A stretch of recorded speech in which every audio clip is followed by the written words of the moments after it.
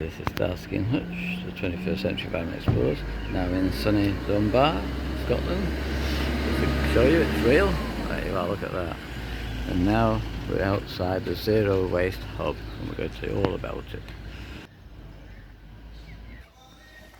Welcome to Zero Waste Dunbar. Thank you very much.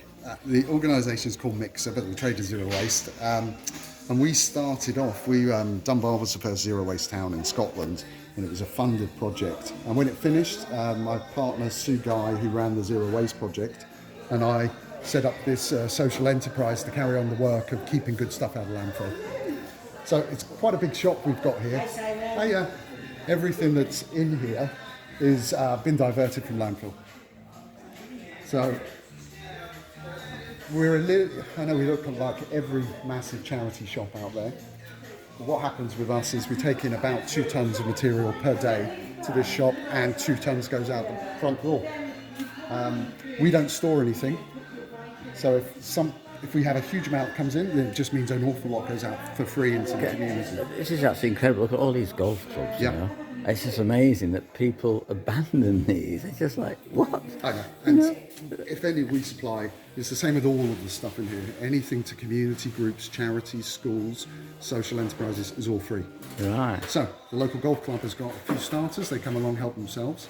Incredible. So we're trying to use this stuff to take away the barriers to to do things. Life. Yeah, for exactly, exactly. So same when the pandemic struck in, we made everything available to anyone in the community for free that would help them during that transition period.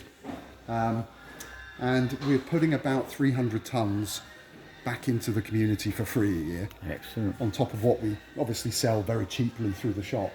And we're able to do that because we partner with East Lothian Council, so we have big sheds, all the recycling centres. Edinburgh Council, Edinburgh University, lots of other parties who have got really, really good stuff, and they're desperately trying to keep it out of landfill. So our model is we sell stuff through the shop, which pays for us to take on all the jobs and to try and save the stuff that no one else has got the time or can afford to. So we run all sorts of weird projects, like we have currently in Leith in Edinburgh, we have a pay what you want bookshop. Exactly what it says on the tin. If you have no money, you can pay nothing. Okay. Some people are very generous, but because there's a lot of mental health issues and things, and it's quite a complicated thing, pay what you want, for someone to get their head around. Okay. Especially if they don't have any money. We put a third of the stock, the good stock, out for free on the street. All right. So people will self-edit whether they actually want to interact with someone or not. And we found, particularly in Leith, a lot of mental health issues. But I'll just point out some bits as we go. When we're salvaging weird stuff, we often integrate that into the shop. So these plinths here form a 36-foot circle. This was a ride for a helicopter ride from a fun fair. Lovely. The flamingos come from an arts project that we support, so we provide them every year with everything they need to stage a big festival. And at the end of it, it all comes back and we inherit some weird and wonderful bits. Lovely. And you're saying the stages there come from? Oh, those stages, they were the winners' podiums from Meadowbank Stadium, which we stripped out. These posts here are, I don't know what you would call them, name holders, are from Edinburgh University. The big woodworking bench is when we stripped out a local sawmill. Right. And so, we integrate everything, even these plinths. These are bog mats. Right. The whole shop sits on Okay. wheels, so we can move it around and make space for community events. Okay. All right. Excellent. So, they're huge, aren't they? Yeah. Right. So Okay. these are the things that a tractor would lay down to be able to get access into boggy places. Right. Yeah. And some of the more unusual things that you'll see with us They've is, got amount of tools, no? oh yes, so this is all, this is a part of our industrial section. Yeah. So things that get stripped down, old bits and pieces. If we go into a corporate client, they'll have a plant room that's full of all the bits that they've got rid of all the machinery, all the spares, everything else. So this stuff is invaluable because someone can come in and have a route around and find Just the what one they bolt want. they want. Yeah, I exactly. want a security bolt. Yeah. Bang. Drill bits and everything, isn't This works, and this changes. it? Right.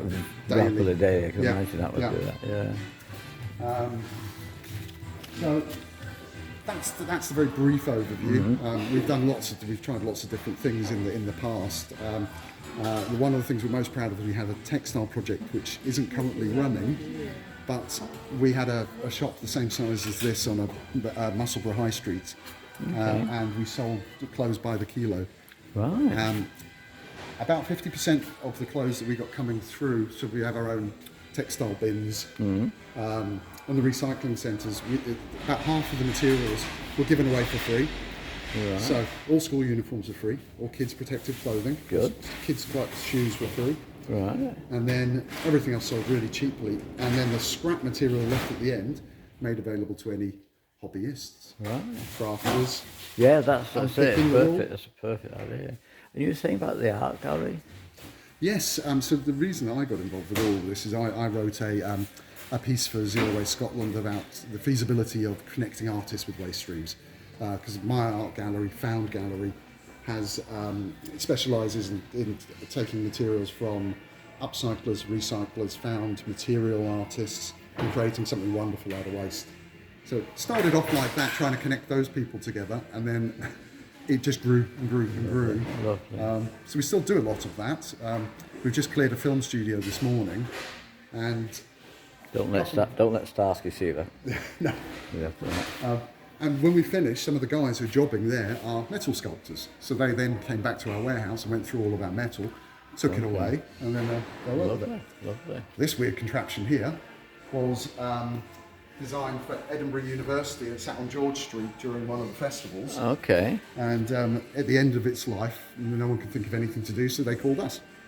And we've stripped it down and it's quite a large structure when it's set up. Right. But we'll strip it down, do something different with it, and it'll go on to have another life somewhere else. Right. Well, I think that's been absolutely fantastic. Thank you. We do appreciate your time. Thank you. And thank you for what you're doing. Pleasure. Please, if you like the video, can you please subscribe to the channel, Martin Hutchinson. Thank you.